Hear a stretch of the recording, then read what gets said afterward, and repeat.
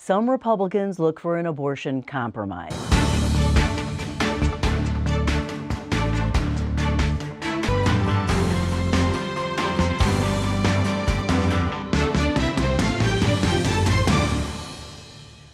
Welcome to Columbus on the Record. I'm Ann Fisher, sitting in for Mike Thompson this week. Republicans are beginning to realize that playing defense is harder than playing offense. For nearly 50 years, Republicans and abortion rights opponents railed against the courts and demanded Roe v. Wade be overturned. They oppose abortion rights, but they also effectively use the issue to mobilize their base and win elections. Since the Dobbs decision last summer, abortion rights supporters are on the offense, and they have won elections in Kansas, Michigan, Kentucky, and most recently, Wisconsin. Some in the GOP, including Governor DeWine, are suggesting less extreme abortion restrictions. DeWine last week admitted that Ohio's current 6-week ban is out of step with the opinions of most Ohioans. Courts have put the 6-week ban on hold for now. So, Anna Staver, is this a risk for Governor DeWine? The anti-abortion base of the party has become more adamant, no exceptions, and the base is a base. Well, he doesn't have to win any other elections.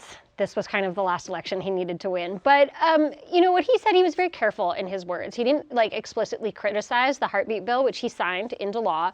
He said that when voters go to the polls in November, if this constitutional amendment makes the ballot, they're going to be voting between that amendment, which he thinks is far too permissive and liberal for Ohio, or perhaps something that they don't agree with.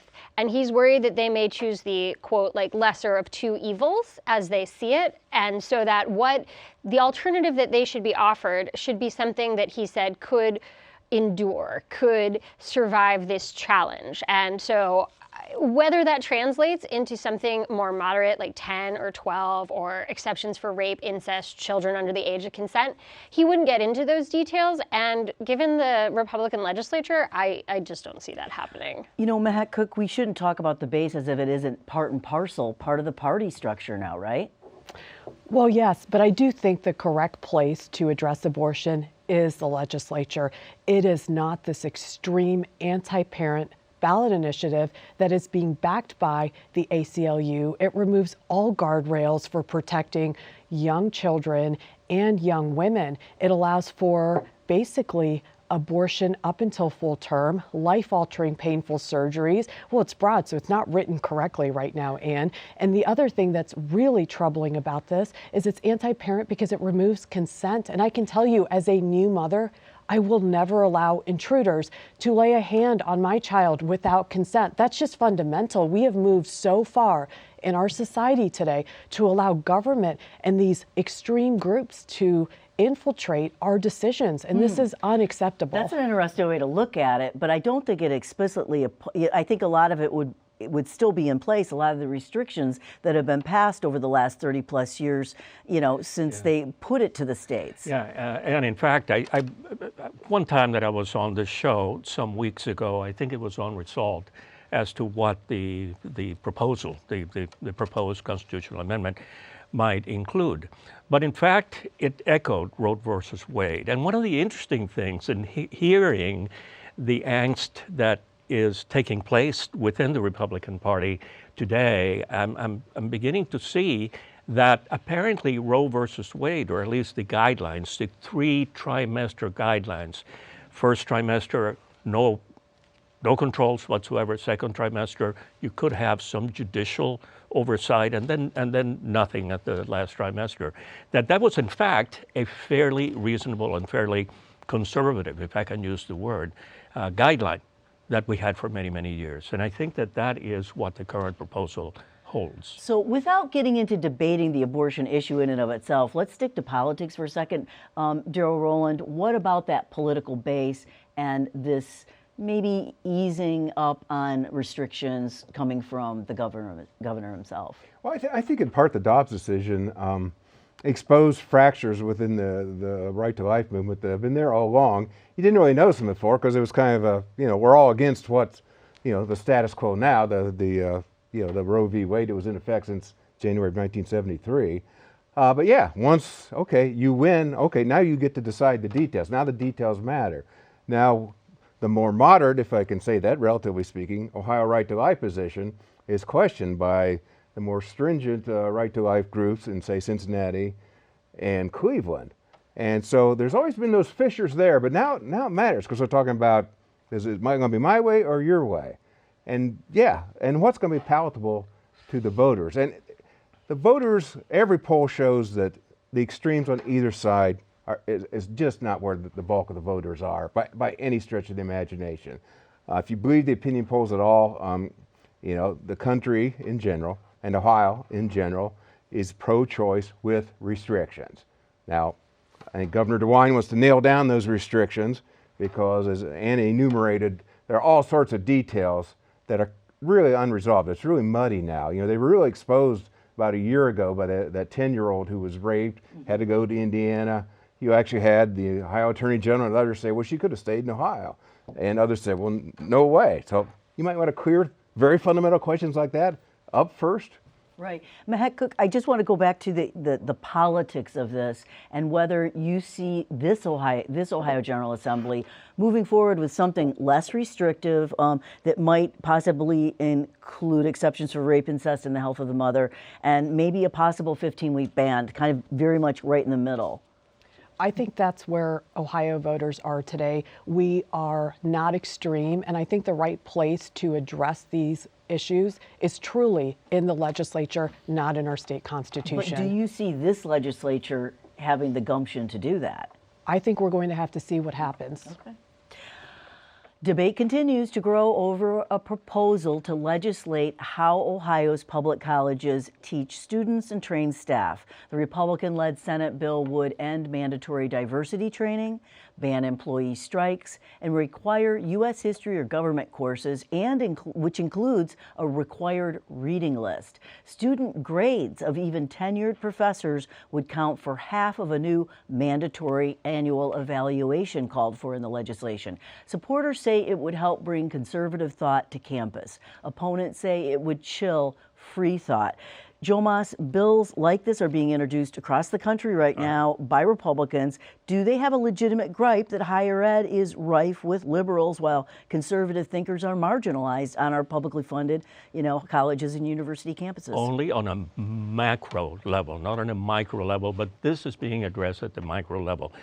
And this is, I thought this was a joke originally, or one of those bills that you hear about that is supposed to move the base and then, it kind of fritters away or evaporates away. But as you mentioned, it ends mandated diversity trainings, bans on partnerships with Chinese institutions. That means high schools in China that are promising or contractually binding students who come into the United States. That can't happen any longer. Prohibiting faculty unions from striking, evaluations for students, and this is what I'm really concerned about, to rate professors on how well they have removed bias. In other words, the elimination of bias is not being addressed at the macro level by having a variety of professors and presenters and so on over the 4-year or longer period, but each individual professor is now supposed to negate bias or overcome bias by presenting both sides. And I have never, I don't think any educational system anywhere in the world has tried to go that far. Anna Staver, after we talked about it this week on All Sides, some social media posts brought up something that I guess I had already known, but it brought it to my attention, that it kind of depends on what department you're talking about when you look at college, liberal versus conservative leaning. A sociology department is one thing. MBA program is an entirely other thing, right? Yeah, and I think this is, I don't know that there's real, detailed studies on Ohio's public colleges and universities and where those professors come down ideologically. The number that we heard in testimony last week was about 10-1, liberal to Democrat. But I think, liberal to Democrat, wow. Liberal to Republican. But I think it depends on the school that you're going to. If you go to the University of Chicago, for example, that's a very conservative, particularly their economics program there. If you're going to Oberlin, you're probably getting a mostly liberal staff. So some of that, I think, is incumbent upon the students to think about what is the environment of the school that I wish to go to. I would assume that most students who attend small liberal arts colleges kind of know what they're getting. You know, I'm thinking about students evaluating professors, and not like it hasn't been done, like Yelp style for, decades now. But I think about what could go wrong if you're not happy with your grade going into the finals, on any given time. Suddenly my prof is biased. And hey, and 50%, it's interesting. I mean, it's great. I think students should have a voice in some way.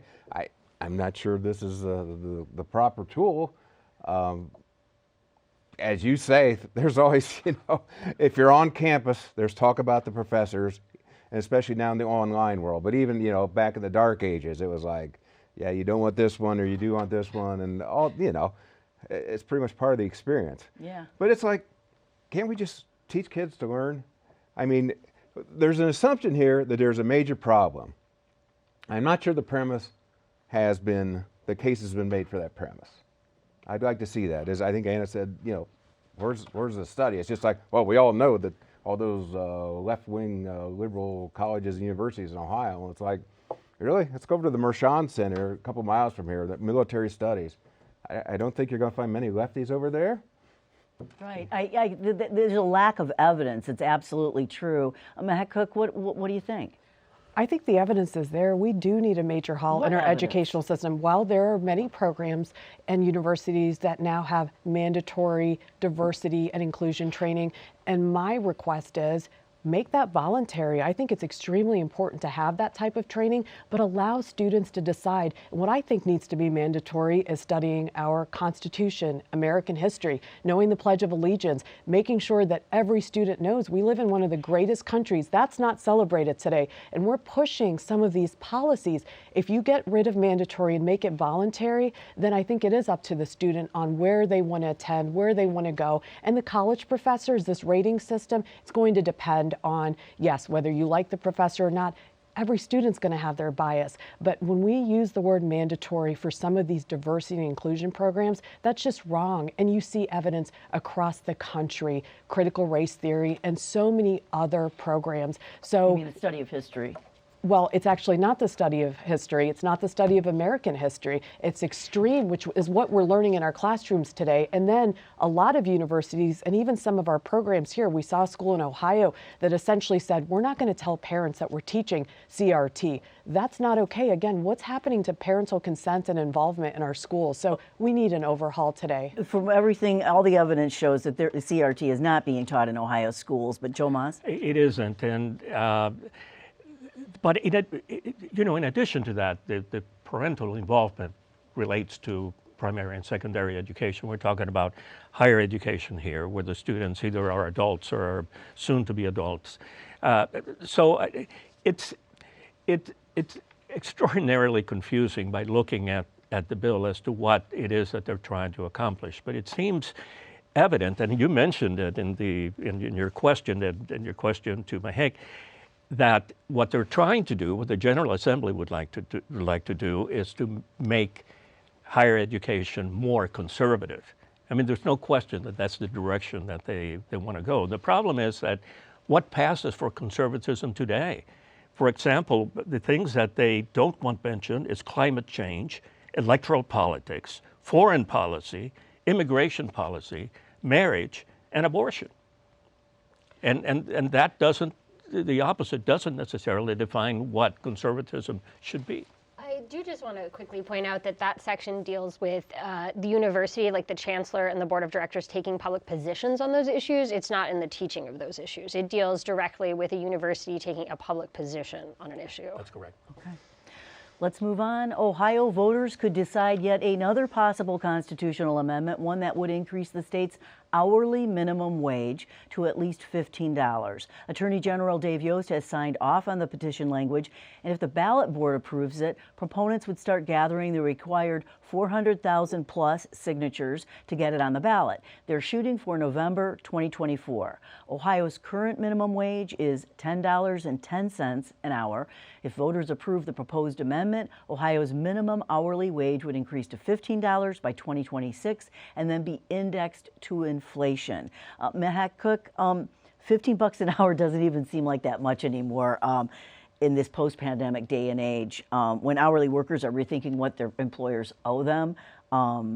And when so many employers of hourly workers are already offering in excess of $15 an hour now, you see the signs all over the place. Is this as threatening as it once appeared to be to those who say that it would cost jobs and hurt the economy? Well, I don't think anybody owes us anything. We have to work hard and achieve anything we do in our country.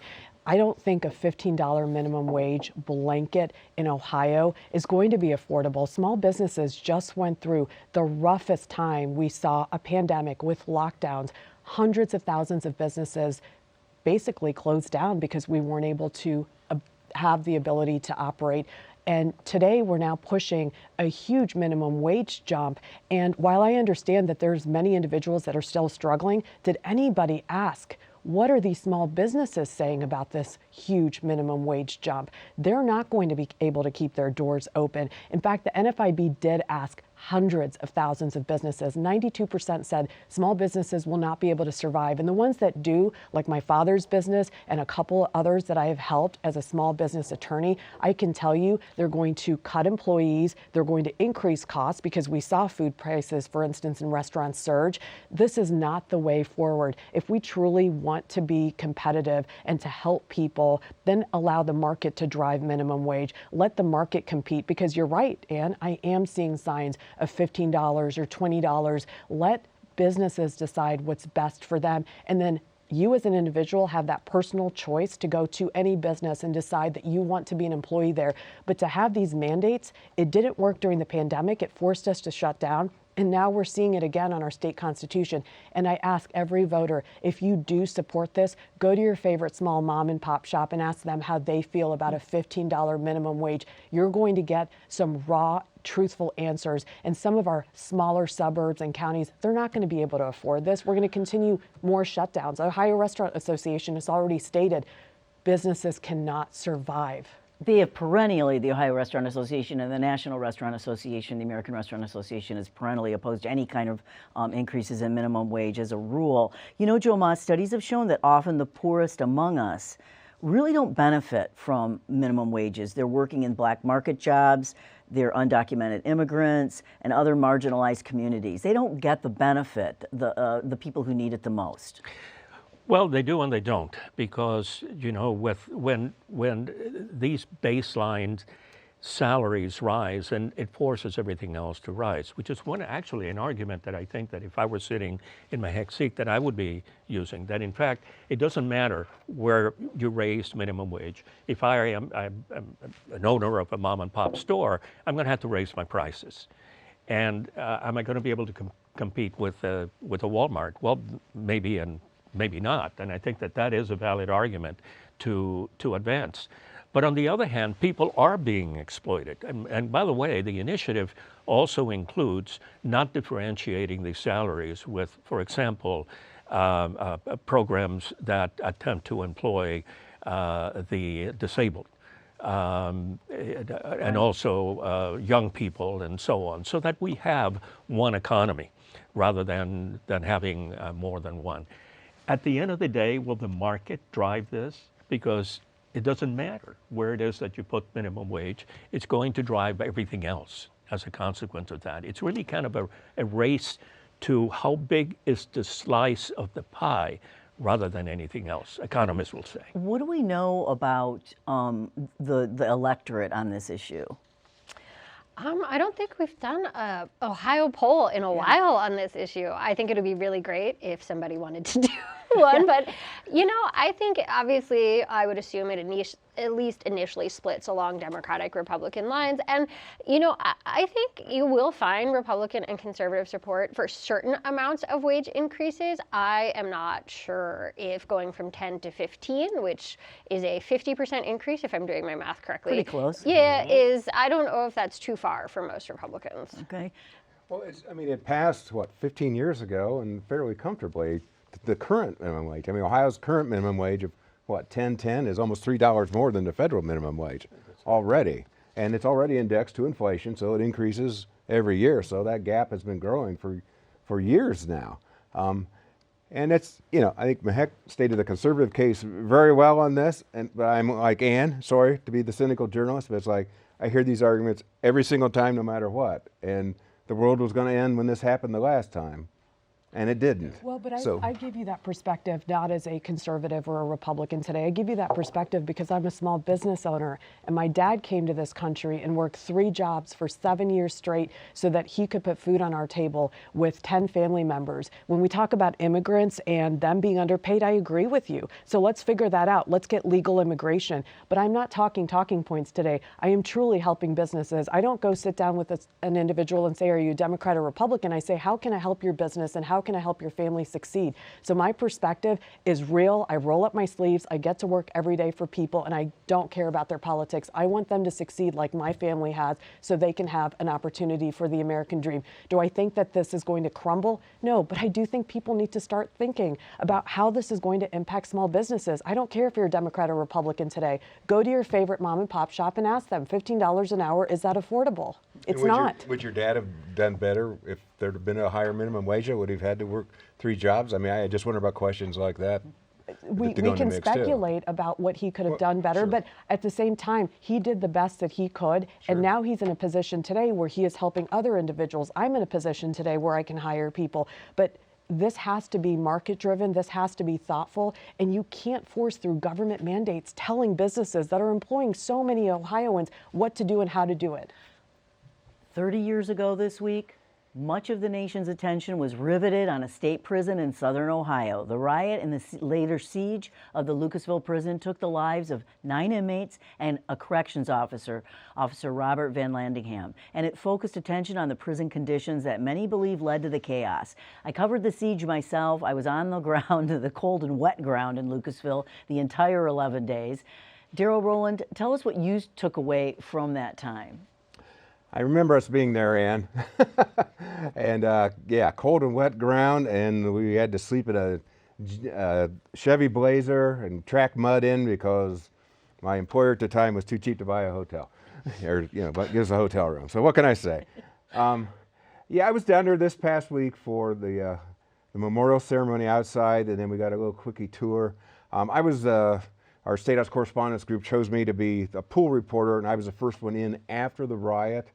I went in this past Tuesday, exactly 30 years later from when it touched off, and stood at the exact same place. And I'm trying to remember 30 years, and it's like, it was so trashed back then. Everything that could be broken was broken, glass, porcelain, whatever. And it's immaculate now, but there's been lots of corrections made as well.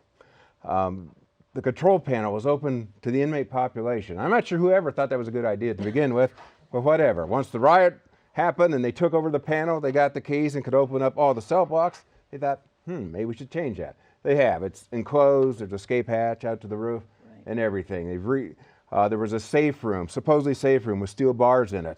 They got the weights from the gym, used those free weights, smashed right through them. There were no steel bars. There are now. There's a lot more restrictions on movement. And there's single cells too. Remember, double celling was cited as a problem. And I'd kind of forgotten. You remember to settle the riot, there were actually, 21 points that the state agreed to. And they've actually upheld their end of that. I mean, I don't know what legal standing those rioting prisoners had, but the state kept its word from 1993. Yeah, a lot more awareness of the racial strife at the time and responding to that. And things about prisoner conditions, for instance, they could make 1 call a year out of the prison, which is so shocking to think about that. Now they've made, someone said something like they do like 300,000 calls a month. Out of the Ohio prisons now, more humane on so many levels, makes so much more sense. So in different ways, yeah, Joe Mas. You know, the thing that I remember is that because when I went to law school in the 70s, I remember talking about Attica and how would you do as an attorney representing the inmates or the guards of the government. And so this was all part, and the reaction to Lucasville, I think, was colored by what had happened in Attica years before. It is time for our final off-the-record parting shots. Joe Mas, you're on. I'm usually the first one on. Thank you, Ann. Ohio has begun placing non-citizen labels on driver's licenses and state IDs for those who are in this country legally but lack citizenship.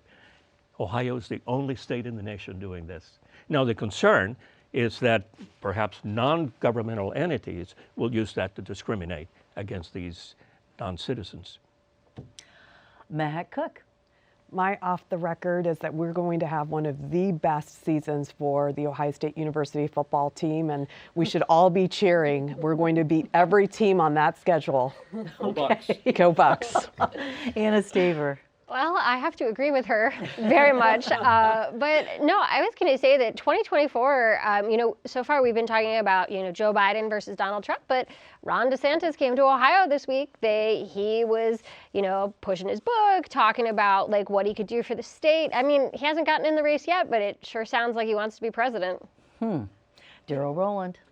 We've seen mucho dollars already spent on this abortion issue, and they're just now gathering petition signatures.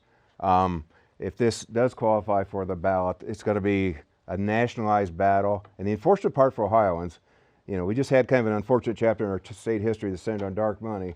Guess what the fuel for this battle is going to be primarily? Dark money, a lot of out-of-state donors, and we're going to have the first idea who's who. I'd love for both sides to voluntarily say, we'll spend all the money we want to pass our side, but we're going to voluntarily tell you who our donors are. I think it'd be great for Ohio, the great precedent to set for the country. I won't hold my breath.